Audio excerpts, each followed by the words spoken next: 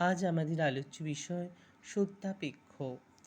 আমরা প্রথমেই জানব যে সত্যাপেক্ষ কাকে বলে।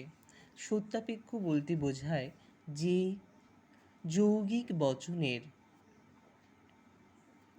বচনের অঙ্গ বচনগুলির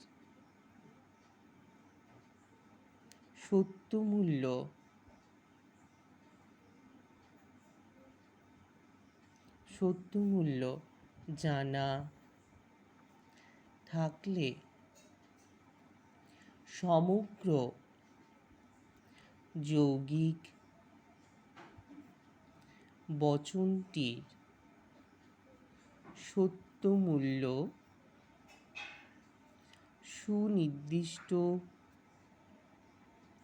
সুনির্দিষ্টভাবে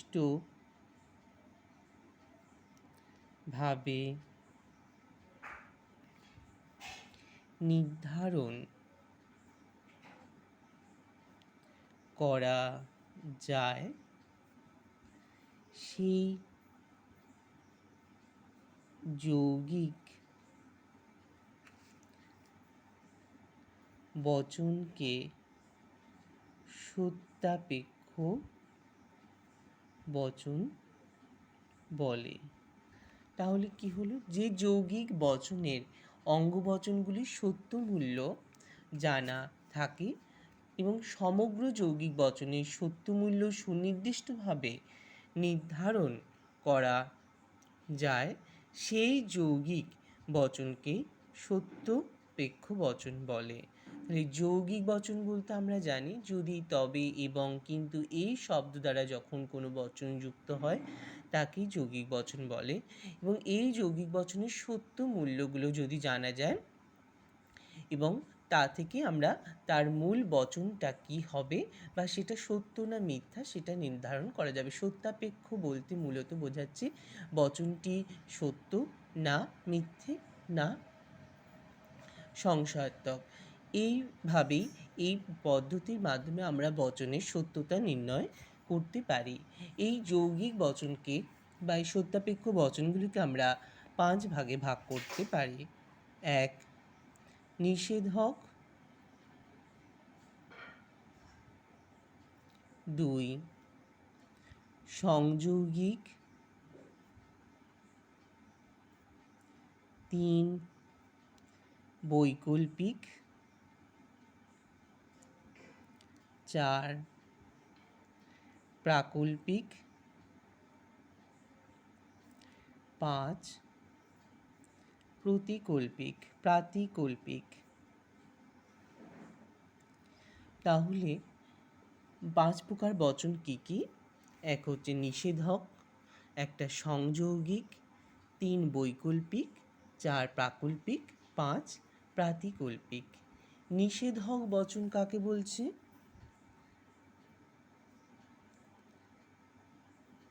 নিষেধক বচন বলতে না বাচক শব্দকেই বলা হচ্ছে নিষেধক বচন। এই চিহ্ন কি? কাল। তাহলে এই চিহ্ন হলো কাল। যেমন বলা যেতে পারে, এমন নয় যে আমি বাড়ি যাব। তাহলে এখানে এমন নয় যে, এই নাবাচক শব্দ হচ্ছে এমন নয় যে, এখানে আমরা কাল এবং বাড়ি যাব, আমি বাড়ি যাব, এখানে পি বা কিউ যেটা হোক ধরা যেতে পারে, অসুবিধা নেই। তাহলে এটা প্রতিকায়িত কি হলো? এমন নয় যে কাল পি, তাহলে এটা ছোট করে লেখা যেতে পারে কাল পি। তাহলে নিষেধক বচন হচ্ছে নাবাচক বচন, এখানে শব্দ হিসাবে ব্যবহার করতে পারি এমন নয়, না ইত্যাদি শব্দগুলো। এই চিহ্নের নাম কি? কাল চিহ্ন। এবং এটা প্রতিকায়িত করলে এমন নয় যে আমি বাড়ি যাব বা এমন নয় যে রাম বাড়ি যাবে, যাই হোক যে কোনো উদাহরণ দেওয়া যেতে পারে। সেক্ষেত্রে হবে যে কাল পি বা কাল এখানে সমান দিয়ে কাল পি, অর্থাৎ এটাকে প্রতিকায়িত করা হলো। এর সূত্র হিসাবে বলা যেতে পারে কাল পি সমান অর্থাৎ 9 যে কাল টি সমান 9 সত্য মানে হচ্ছে কাল, 9 সত্য মানে মিথ্যা, আর কাল এফ সমান টি অর্থাৎ 9 মিথ্যা সমান সত্য। তাহলে এখানে গেল নিষেধক বচন। নিষেধক বচনটা কি? তাহলে নাবাচক বচন। এখানে কি কি চিহ্ন ব্যবহৃত হতে পারে? এমন নয়, নয় ইত্যাদি শব্দ এখানে প্রতিকায়িত কী হবে? কাল চিহ্ন দ্বারা প্রতিকায়িত করা হয়। এবং এমন নয় যে কালপি অর্থাৎ তাকে ছোট করে লেখা যেতে পারে কালপি, এবং এই সূত্র হিসাবে যেমন 9 সত্য, কাল টি অর্থাৎ 9 সত্য মানেই মিথ্যে, আবার কাল এফ মানে 9 মিথ্যা মানেই সত্য। 2 সংযৌগিক।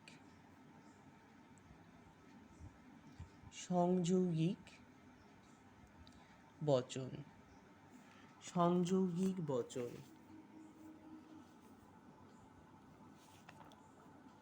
সংযৌগিক বচন সাধারণত এবং শব্দ দ্বারা যুক্ত করা হয়।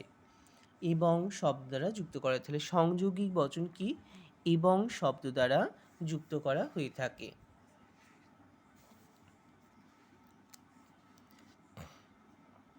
এবং শব্দ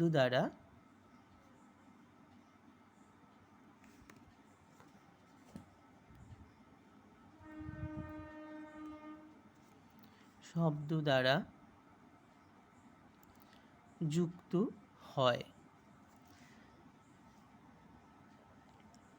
যেমন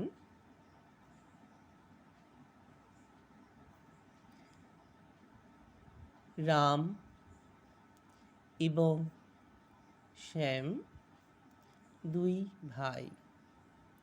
তাহলে এখানে কি হলো? রাম এবং শ্যাম 2 ভাই। আর ডট এস, তাহলে আর ডট এস, তাহলে এবং শব্দ দ্বারা সংযৌগিক বচনের প্রতীক চিহ্ন কি? প্রতীক চিহ্ন হচ্ছে ডট। ডট, তাহলে সংযৌগিক বচনের প্রতীক চিহ্ন কি? ডট। তাহলে এখানে সংযৌগিক বচন এবং শব্দ দ্বারা যুক্ত করা হয়। এর উদাহরণ রাম এবং শ্যাম 2 ভাই, বা রাম এবং শ্যাম 2 ভাই যাবে ইত্যাদি শব্দ বা উদাহরণ দ্বারা বোঝানো যেতে পারে। এখানে প্রতিকায়িত হলো আর ডট এস এবং প্রতীক চিহ্ন কি? ডট। এর সূত্র কি হবে তাহলে? সূত্র পি কিউ কমন ধরা হয় আর পি ডট কিউ। এখানে P Q P dot Q এটি একটি সূত্র অনুযায়ী, অঙ্কের ফর্মুলা অনুযায়ী করা হয়। 2:1 সূত্র হিসাবে করা হয়। এখানে যেহেতু দুটি সংখ্যা তাই এটি 2:, প্রথমে দুটো দুটো করে হবে, পরে একটি একটি করে হবে। এটি যদি 3টে সংখ্যা বাড়ে তাহলে হবে 4:2:1, আর যদি 4টি সংখ্যা হয় তাহলে 8:4:2:1।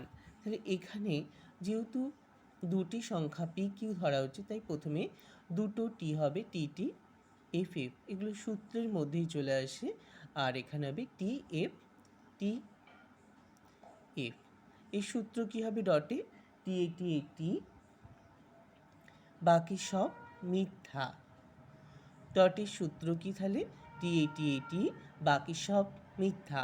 তাহলে ডট হলো এবং চিহ্ন দ্বারা প্রকাশ করা হয়, এবং এর প্রতীক চিহ্নের নাম কি? ডট। এবং এই সূত্রের মূল ফর্মুলাটা কি? টি আর বাকি সব মিথ্যা। তাহলে টি F F, F T F, F F F. মনে থাকবে টি F F, F T F, F F টি। তাহলে এখানে শুধু মনে রাখার দরকার টি বাকি সব মিথ্যা।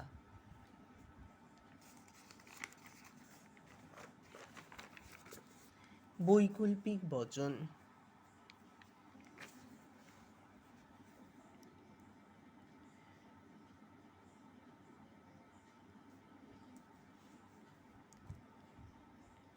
বৈকল্পিক বচন। এখানে বৈকল্পিক বচন অথবা চিহ্ন দ্বারা যোগ করা হয়, অথবা চিহ্নটি ব্যবহার করা হয়। এখানে ভেল প্রতীক চিহ্ন হলো ভেল, ভেল শব্দ দ্বারা ব্যবহার করা হয়, প্রতীক চিহ্ন ভেল। এবং এর উদাহরণ কি? উদাহরণ হচ্ছে রাম অথবা শ্যাম বাজারে যাবে।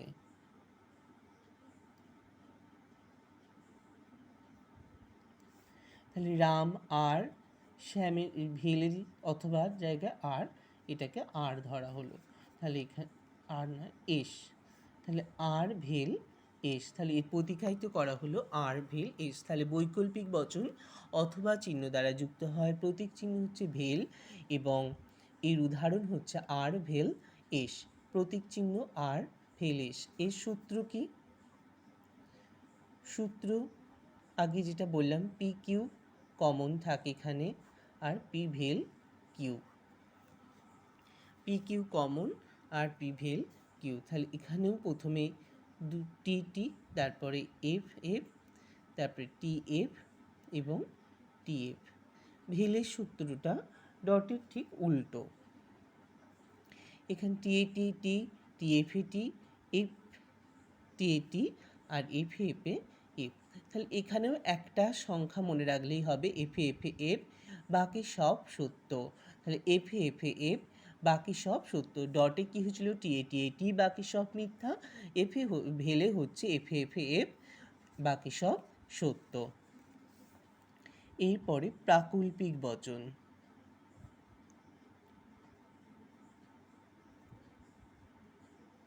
প্রাকল্পিক বচন যদি তবে শব্দ দ্বারা যুক্ত হয়, যদি তবে শব্দ দ্বারা যুক্ত হয়।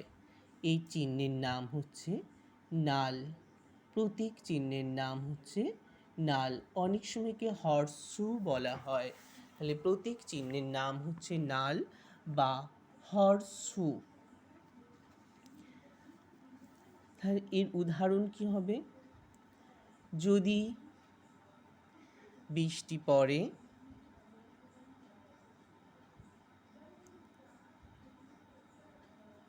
তবে মাটি ভেজে, যদি বৃষ্টি পড়ে তবে মাটি ভেজে। তাহলে বৃষ্টি পড়ে, বি ধরলাম, যদি তবের মধ্যে তবেটা কি ধরা হয়, তাহলে এটা নাল, আর মাটি ভেজে এম ধরতেই পারে, তাহলে বি নাল এম। তাহলে এর প্রতীক চিহ্ন কি? নাল, এবং প্রতিকায়িত রূপ কি? বি নাল এম। এখানে পি কিউ আর যে কোনো কিছু ধরা যেতে পারে, আমি যেহেতু বৃষ্টি বি ধরেছি এবং মাটিকে এম ধরেছি। এই সূত্র কি? P Q, P dot null Q,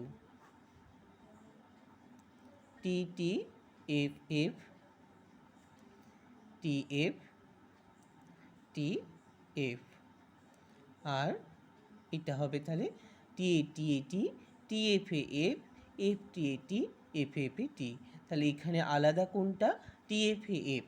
তাহলে নালে টি এফ এ এফ, বাকি সব সত্য। টি এফ এ এফ, বাকি সব সত্য। তাহলে ডটে কি বললাম? টি এ টি, বাকি সব মিথ্যে। ভেলে এফ এফ এ এফ, বাকি সব সত্য। ডটে হচ্ছে টি এফ এ এফ, বাকি সব সত্য। তারপরে প্রাতিকল্পিক বচন। প্রাতিকল্পিক বচন।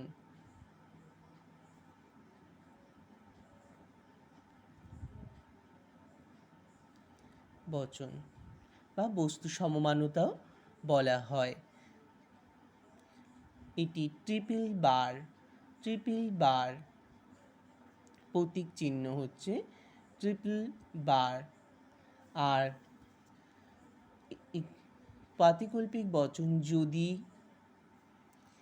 এবং কেবল যদি শব্দ ব্যবহার করা হয়, শব্দ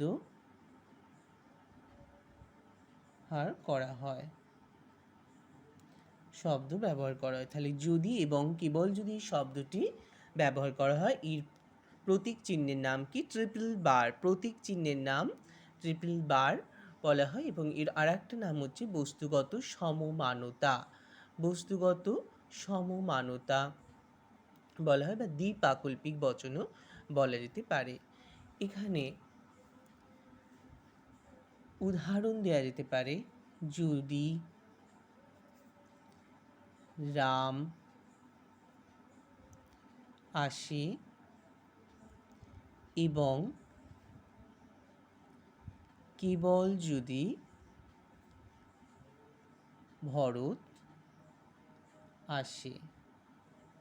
তাহলে এখানে রাম আসে এবং কেবল যদি ভরত আসে, তাহলে রাম আসে আর কেবল যদি ট্রিপল বার আর ভরত আসে হচ্ছে ভি। তাহলে এখানে আর ট্রিপল বার ভি। আর এই সূত্র কি? সূত্র P Q P triple bar Q. P Q P triple bar Q. তাহলে এই সূত্র হচ্ছে টি এ টি এ T F F T F T F. এখানে টি এ টি এ টি হয়, টি এফ এ এফ হয়, এফ টি এ এফ হয় আর এফ এফ এ টি হয়। তাহলে ট্রিপল বারের সূত্র কি মনে থাকবে? টি এ টি এ টি এফ এফ এ এফ, বাকি দুটি মিথ্যা। তাহলে টি এ টি এ টি এফ এফ এ এফ, বাকি দুটি মিথ্যা। তাহলে ডটে কি হলো? টি এ টি এ টি, বাকি সব মিথ্যা। ভেলে হলো এফ এফ এফ, বাকি সব সত্য। নালে হচ্ছে কি টি এফ এ এফ, বাকি সব সত্য। আর ট্রিপল বারে টি এ টি এ টি এফ এফ এ টি, বাকি দুটি সত্য।